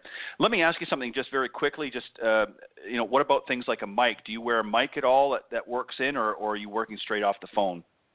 When I did this, I flew to Dallas to do the Signature Series, and we spent about 3.5 days of filming, and we filmed 107 videos. I think we've narrowed it down a little. It's right around 100, a little more than 100 videos. And during that time, we had a professional camera crew there, and I was hooked to a wireless mic. But when I shoot the videos, my videos here in Ohio, I do not use a wireless mic, and that's something also that with the phones now. These things are amazing, but there's, that's something you can do, but I've had no really issues. The only issues I've ever had with the audio has been when I tried to film videos in the wind, and that's the only time that, wind can really hurt it. And there are some wind guards that you can put into your phone. You can buy those, and they plug into your phone to help with that. So I just use my phone, and I have not used a wireless mic for the ones that I send in. Right. And typically, obviously it may vary slightly, but when you're because you are using your phone to record these videos, typically how far away do you position it from where you're actually doing the presentation or video tip? Typically, on average, how far away is it from you? I would say about 20 feet or so with the tripod. And what I'll do is I'll put a ball down, I'll hit record, and then I'll walk over and I'll make a practice swing, and then I'll walk back over and then watch it to make sure that because I did one time and I didn't do that and I cut my head off, and it was like a great video, and then I was like, oh my gosh, I should have, if I'd taken an extra second, it would have been perfect. So I had to reshoot that one. But I've learned to get everything set up, and typically I'm about 20 feet away. I make sure and project my voice. I think it's important that you introduce yourself, and whatever the video is going to be, I like to get the subject matter out there and then get right to the point. I don't waste a lot of time talking about stories or things like that. Try to keep it short and concise. I feel like if you do that, you'll definitely get more viewers, and people are going to want, because that's what they're there for. They're not there to hear about your round or hear about a story. Every now and then I might talk about a situation from teaching and relate that to the subject I'm working on, but I try to keep it concise. Yeah, and I think that's important. I mean, people, as you said, especially in today's day and age with technology, a lot of folks out there, they want to watch a video and they don't want to listen to, regardless of whether it's golf or something else, they don't want to hear, too much dialogue that's not really part of the specific lesson or point. I mean, it might tie it in, but if you get too long-winded, as you said, the next thing you know, it's a 4 or 5, 6-minute video, you've lost interest. And you're exactly right about getting that point out right from the get-go, because really studies have shown that within the first 10 to 20 seconds of any video, if you haven't clearly laid out the purpose of it, then you're going to lose the audience. And if you start in with some long diatribe in your videos right from the get-go, you're going to lose interest and people won't stick around. So you want to make sure that you come out right away with the point, make it very specific, target what it is you want to talk about, let the audience know what it is you're going to do, and then you get into your more detail as you go along. But again, keeping it concise, and then you have a brief wrap-up at the end to sort of cover any important issues or points that you want to get across. But yeah, you want to keep it very brief as possible. And it sounds like, John, because I've seen your videos, and obviously I posted 3 of the videos that we gave here a few weeks ago when we started the relationship with golfswing.com as a sponsor. That was one of the things that I wanted to do, is really showcase some of the instructors like yourself. And currently right now, of course, that has finished and we're working on the next instructor. But that was something that I wanted to make sure that we gave people an idea, an example of what they can find when they go to golfswing.com. So let's talk about just, you've already sort of let the cat out of the bag, if you will, about the Signature Series, about being available on Black Friday. So let's talk about a little bit of the details, how they can learn more about it, and when it's going to actually become available, and how they can go about getting their hot little hands on the series itself. Well, I'm it's really excited about this. I can't wait. It's been a year to this whole process. It was a year ago that I flew to Dallas. I spent about 5 days there, 4 or 5 days there. And then, coming back, and I thought this would be something that they would just edit and would be out in maybe 2 months. But talking to golfswing.com and the editors there, they were really happy with everything, but they said they were basically saying that this much content, 5 hours takes time to edit. And your average movie is 1.5 hours to 2 hours long. It takes 1.5 years to edit that. So imagine doing 5 hours worth and putting that all together. So they were very happy about it. A year was a good number on that. But it's called the Pitch Perfect scoring system. And starting tomorrow afternoon, if the listeners can go to, you can register to get the sale, because the sale is going to be on Black Friday. You go to save, and that's save.golfswing.com. And if you go to that, you'll register. There'll be some information on Pitch Perfect, and you will get on Black Friday, you will get information. They'll give you a URL code, and then on Black Friday, for 1 day only, you can register under that URL code. You will be able to register onto golfswing.com and have access to the Pitch Perfect scoring system videos. And like I said, I think for a lot of with Christmas coming up and holiday shopping, it's a great gift. It's a great way to buy something for that special golfer or friend, or just yourself, that they will be able to access. I mean, to go through 5 hours of content is something that literally you could have and use, every day you go to the golf course to practice, especially in your short game. So, again, that's save.golfswing.com. That's to register. Once you register, you'll be receiving a URL code, which will allow you to go on Black Friday and register on golfswing.com, and you'll be able to get save up to 50% or over 50%. For Black Friday, and it's actually the URL is actually I'm saying that incorrectly. It's called a product code, so you'll be able to save over 50%. And I think you're going to be putting that information as well on the information going out on your Golf Talk Live website. Exactly. What I'm going to do is, as John was mentioning, tomorrow afternoon, if you visit the link save.golfswing.com, and that's save.golfswing.com, tomorrow afternoon you'll be able to register, and you'll get a product code which will allow you on Black Friday to visit the golfswing.com website and make a purchase with a savings up to 50% or more on Black Friday for the Pitch Perfect Signature Series. So you want to be able to do that. I'm going to make that available on my social media platforms here beginning actually first thing tomorrow. I'm going to put it on there and let everybody be able to take part in that. So it's definitely something that you want to do, and we'll keep pushing that. And as John mentioned too, for those of you tuning into the program, this is a great idea for that golfer in your family. You're thinking of what to get them for Christmas. Boy, what a great gift to give them some great online video instruction from one of the top teachers, in my opinion, that's out there today.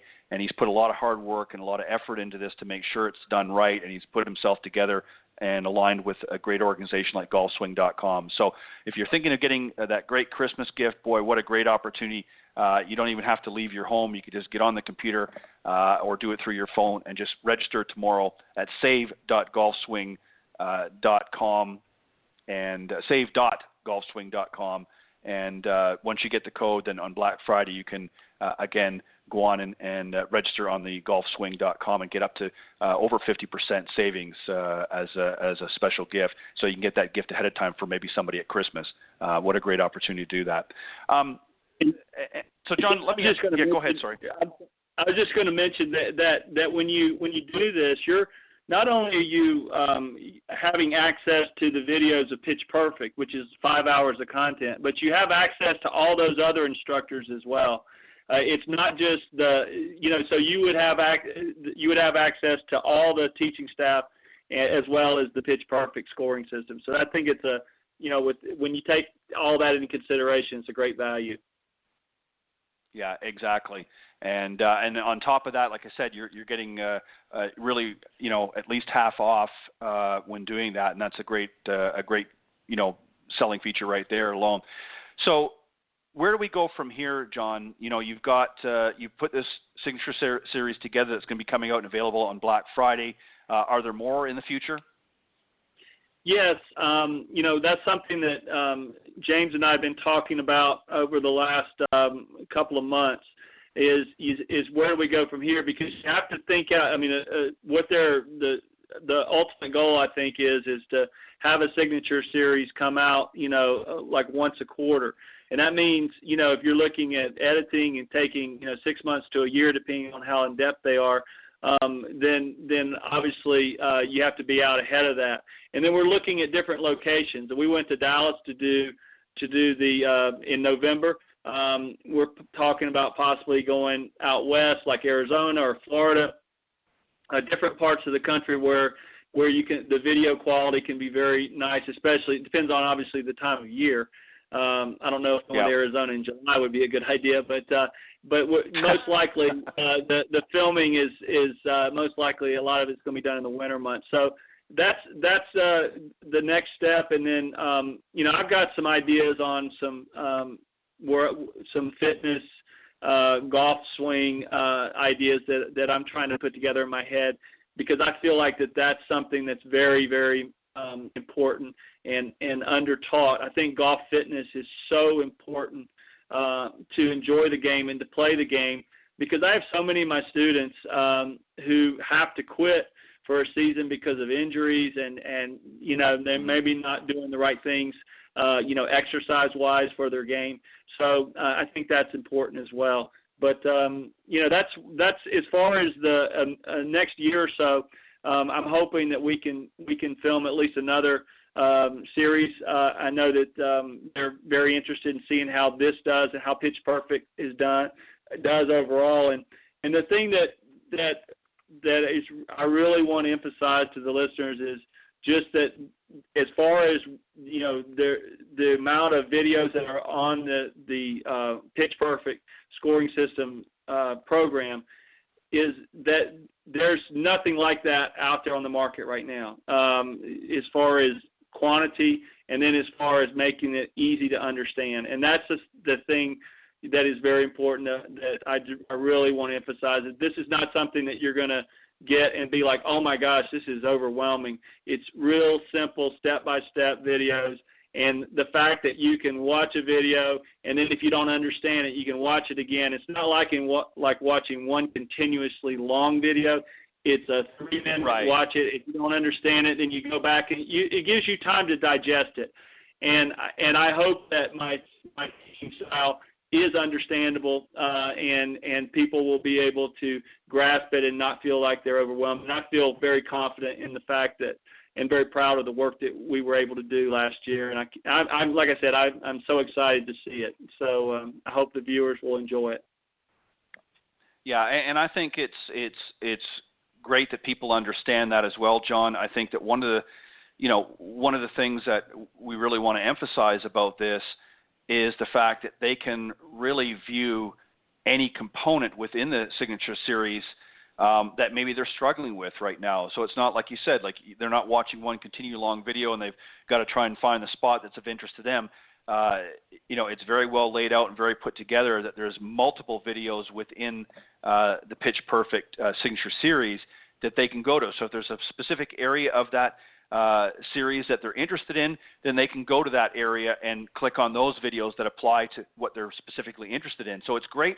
When you're getting to the golf course before you play around, if you want to touch up on a couple of things or get a quick tip or two before you get out on the golf course because maybe you've forgotten some things, you can just, literally at your fingertips, you've got access to that information without having to, watch a whole long drawn out, movie or something like that. You've got a bunch of videos that are put together that have been professionally done by golfswing.com. So I think it's a great thing, and I think it's, as I said earlier, it's a great gift for those, not just for Christmas, but for any other special occasions, or if you just want to add it to your, to your repertoire, if you will. If you want to really improve golf, John, as far as I'm concerned, I think that you've got to sort of expand yourself as a student as well as the coach has to do that as well, by learning new things and learning and trying to, do the best that you can to understand certain core principles. And this is a great way to bring that information to people at their fingertips, because let's be honest, we're all pretty busy these days. We don't have a lot of time sometimes always to head out to the golf course and get into an hour or 2 hour session with somebody. But we want to still have that top quality instruction. So here's a great affordable way to do that. Any other thoughts that you want to add? Yeah, Ted, you brought up some great points, because like one of my students who I teach here in Ohio, he's a member of golfswing.com, and he goes on and he every time he goes on a trip, and he travels a lot, he downloads several of the videos, and then he says, when I get on the plane, he goes, I'll just watch your videos on the plane. So because a lot of times when he's traveling, he's playing some golf, it's business and pleasure and all that. And so it's a way for him to kind of absorb the information, because obviously my teaching style is going to be conducive to the videos that he's watching. The other thing that I really try to emphasize in each one of when we were putting this together are the drills. There are drills for each one of for chipping, for pitching, for pitch and run, for bunker. And that is something I always look at drills as kind of your medicine, so that when you are, if you're going to the doctor can show you the X-ray, and the X-ray would be video in golf swing. So here's what you're doing wrong in your swing. And then, he can give you the diagnosis, okay, here's what you need to work on. But the drills are very important, because the drills are, taking your medicine every day, working on your drills. That's how you improve. And the most progress The students that do the best are the ones that take the instruction and then they go practice it. I know that's not rocket science, but you do have to practice. And having a drill gives you a tangible way to go to the golf course and actually work on something and improve. And I can tell you, if my number one goal with every single student I teach, my number one goal is to lower their handicap. And the fastest way to lower your handicap is to work on your short game. Because if you can chip the ball, if you can pitch the ball, if you can get out of the bunker in one shot, if you can get the ball closer to the hole, your score will go down much faster than if you can't get out of the bunker. It takes you 2 shots to get on the green from 30 yards. You can't get it within 30 feet of the hole from 10 yards off the green. Those are the things that drive up your score. Because so many of our students, and I know you probably see this a lot with your students, Ted, is yep. they'll hit a couple of good shots. So they'll hit a drive out there, and then they'll hit a second shot, and they'll be 30 yards away from the green, and they'll make a 7. Yeah. And then when they go take a lesson, they want to go work on their full swing because they think that, well, if I'd gotten my second shot on the green, I wouldn't have made a 7. No, that's not very realistic.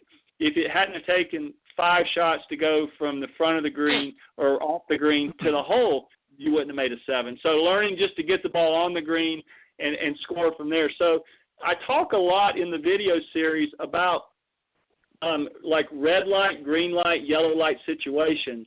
And meaning, red light is obviously danger, when we see a red light.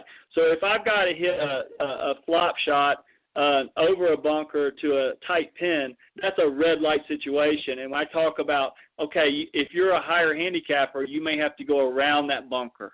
If you're a beginner, you may need to go around that bunker. So, but if you're an advanced player, then you're in a yellow light situation. You're not going to go at the pin, but you're going to go beyond the pin and then try to 2-putt and maybe make a 1-putt. So I get into course management situations that apply to every player. It would apply to a beginner all the way up to a tour player, and you could take those course management, the course management skills and apply that to your game, and it's going to help you to lower your scores. And at the end of the, if you go through this video series, you can't help but lower your scores, and that's ultimately what I want all of my students and all the. I think that's what we want from as teachers, because if you're lowering your scores, you're having more fun, you're going to play more golf. Yeah, and that's a great way to put it, John. You're exactly right. I think that you've got to course management really, I think, is one of the most important things that the average golfer really needs to understand. Most people that play, that get out there on a regular basis, they can hit a pretty decent ball. They can, as you said, they can get out in the middle of the fairway, or they can get out in the fairway somewhere, maybe even hit a decent shot. But then when they get to 30, 40, even 50 yards away from the green, suddenly everything sort of falls by the wayside, and it's because they're really not working on that part. And let's be honest, it's for a lot of golfers out there, it hasn't been the most fun part to work on. Everybody likes to get up there and stripe their, driver 250 plus yards out there, and that's exciting to them. And working on, a 20-yard or 30-yard pitch shot, or a 5-10 yard chip shot, is not very exciting for them. So this is a way that can help them learn from some of the proper techniques and give them an opportunity to say, okay, this is based on your skill level, here's what you should be doing under this certain situation. And they've got this all at their fingertips now. And I'll tell you something too, not all of these videos, I know without even having to look at them, I know they're going to be great quality. But you talk about drills, and here's something that a lot of people miss the boat on. We're coming up, obviously, to our off season for a lot of areas in the country. People may not always have the opportunity to get out to the golf course, or maybe they don't have an indoor practice facility nearby, so they're stuck at home for the next several months. Here's a great way to look at some of these videos, and John, I'm sure you will concur, there's a lot of great tips and drills in here that they can do actually at home. Maybe have to make some modification, obviously, because they're indoors. But they can use these and be practicing through this off season, so that when they get back out in the golf course in the new year, when things start to warm up and thaw out a little bit, they're going to be ready and prepared, and they're going to have this information available. Absolutely. I mean, the information, is very easy to understand, and it's something that can be applied. You could do it in your yard. You could do it in your living room. A lot of the stuff, obviously, and when we're talking about the setup and just rehearsing all the different things in the setup and your alignment, there's a lot of visual aids with alignment sticks and things along those lines that you can do, in your home, especially over the winter months. And, one of the things that I wanted to mention as well is, I've been very fortunate as a golf professional. I started my career in working at the Grand Cypress Academy of Golf, and I worked under top 100 teachers, Fred Griffin and Phil Rogers, who is I consider to be my mentor. And I also learned a lot from Dr. Ralph Mann, who has a PhD in biomechanics, and these men taught me so much about the science of the golf swing, how to be a golf professional, how to be a teacher, and how to motivate and the things to look for in swing flaws and the short game and all that. But I learned so much from Phil Rogers about the short game, and Phil passed away in July, and before he died, he called me, and he called a lot of the instructors, and I had just a tremendous staff that I worked with. Too many people to name during this interview, but just some great teachers. And so I got to be around a lot of great teachers, and I think that I learned a lot about how to present and how to do my teaching styles from all these great teachers. But I told Phil about the Pitch Perfect, and and he was so excited. And what I'm really excited about is I know that a lot of the things that he taught me, in fact, pretty much everything that I'm going to be talking about in this video series is I learned from him. And by learning from him, I feel like that I'm passing down what he learned from Paul Runyon. That's who he taught him the short game. The chipping method that I teach in this was taught from Paul Runyon to Phil Rogers, and from Phil Rogers taught me and all the other instructors at Grand Cypress, and his teaching tree is very large. And having worked with Jack Nicklaus specifically on his short game for 2 weeks in 1980, when Jack Nicklaus called him up because he said, "I'm not hitting as many greens in regulation, and I want you to come down to West Palm Beach." Phil flew down there, 2 weeks with him, and Nicklaus went on to win the U.S. Open and PGA that year. And he said that it was because of his short game. His short game had improved. Yeah. And he needed it, and so the information that are in these videos is from Phil. That's where I learned it from, and so that's what I was so excited. I'm sad that he will not get to see the videos, but I know that he knows the content because he taught it to me. So right. I know he's in heaven watching, and he'll be critiquing some things and say, but he's been such an influence on my life. He's one of the most influential men in my life, and I thank God every day for all the staff, and for Phil and Fred and Dr. Mann and the staff at Grand Cypress, and the staff here in Ohio has been great as well. I've learned a lot from them, but I'm real excited for the people out there to see the influence he's had on my life, and hopefully they can learn through the videos as well.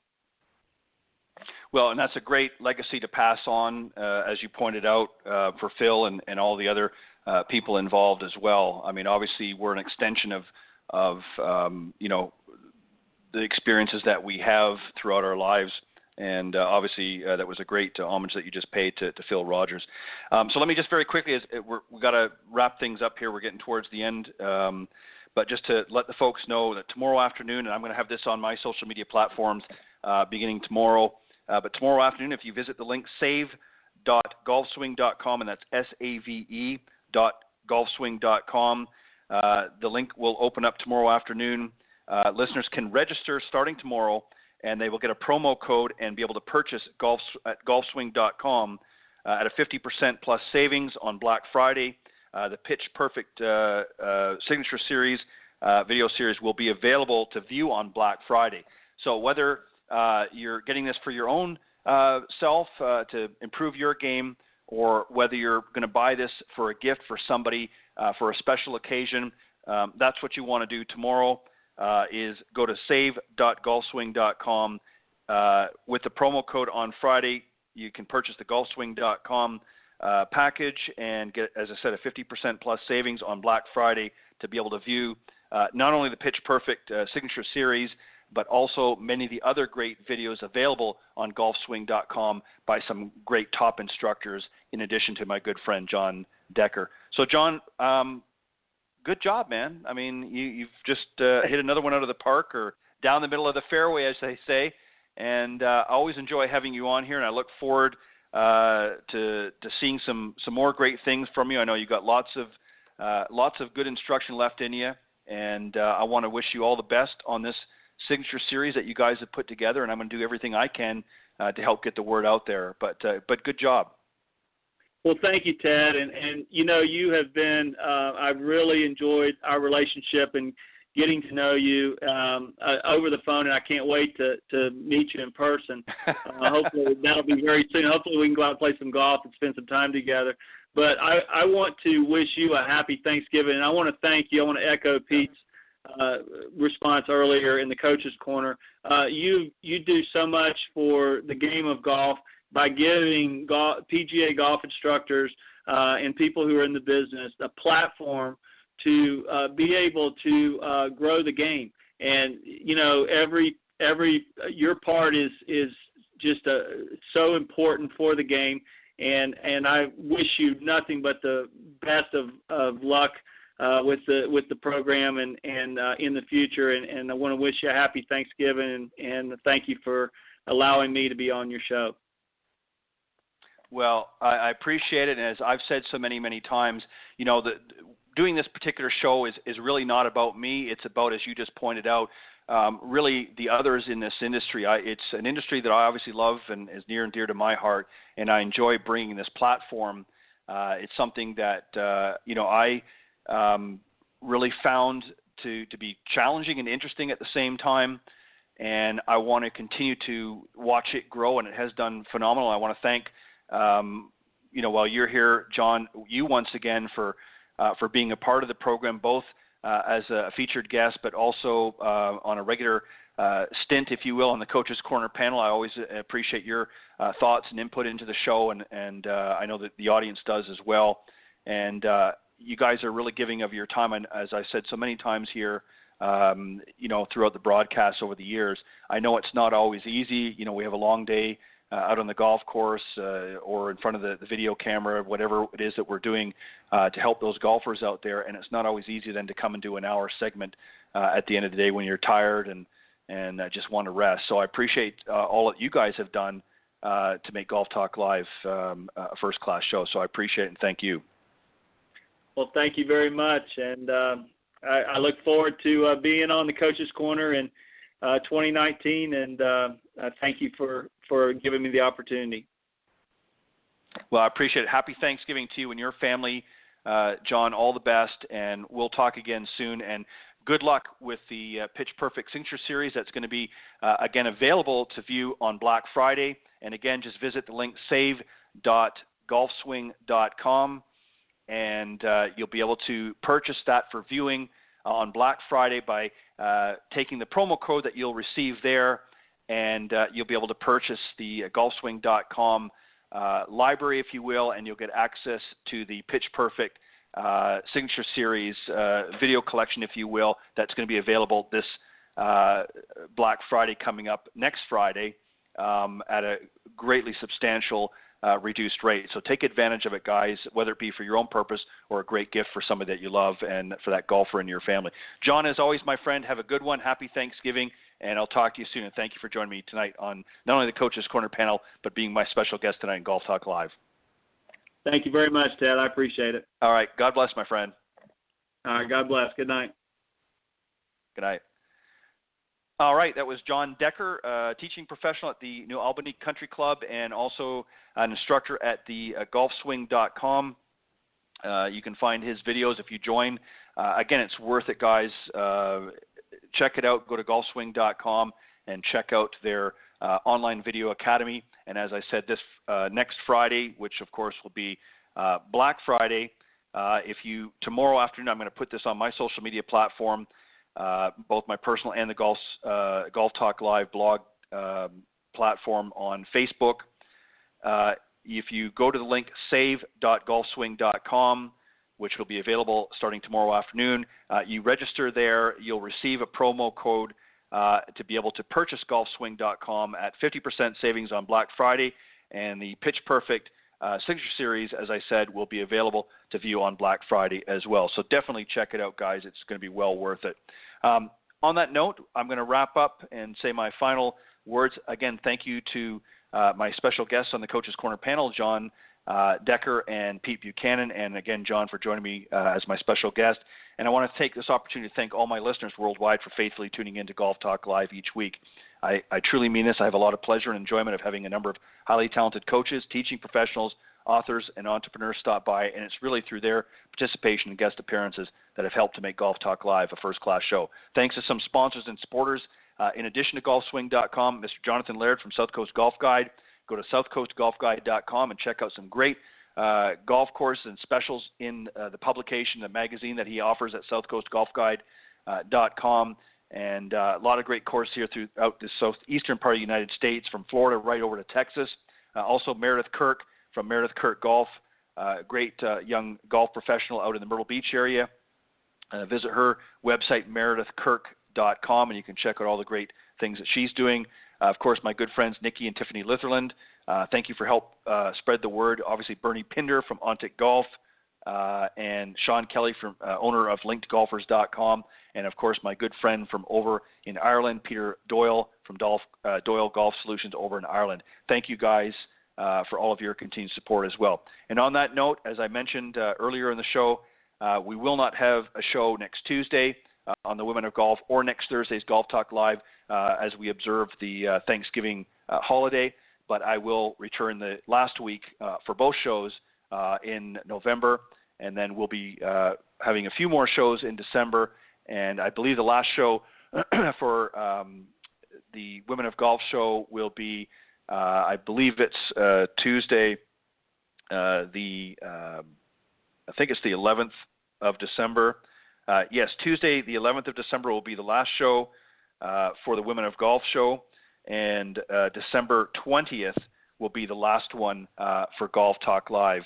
So you want to make sure you check out those, and I will announce at that time what the return date will be for the new year. But that will be the last shows for both programs for the 2018 season, and I will be, for those of you in the golf teaching end of things that want to be part of the Coach's Corner segment, for next year, I'll be sending out the schedule. So if you're not currently on the schedule and you want to be part of the Coach's Corner panel for next season, send me an email to ted.golftalklive@gmail.com, and I'll be sure to send you out a copy of the schedule so that you can plug in the dates that you'd be available for. And also, if you're in the golf industry and you want to be a featured guest on the program, you can also reach out to me at ted.golftalklive@gmail.com. God bless everybody. Have a great, happy Thanksgiving, a safe and happy holiday. And I will see you next time right here on Golf Talk Live. Bye-bye. Go ahead.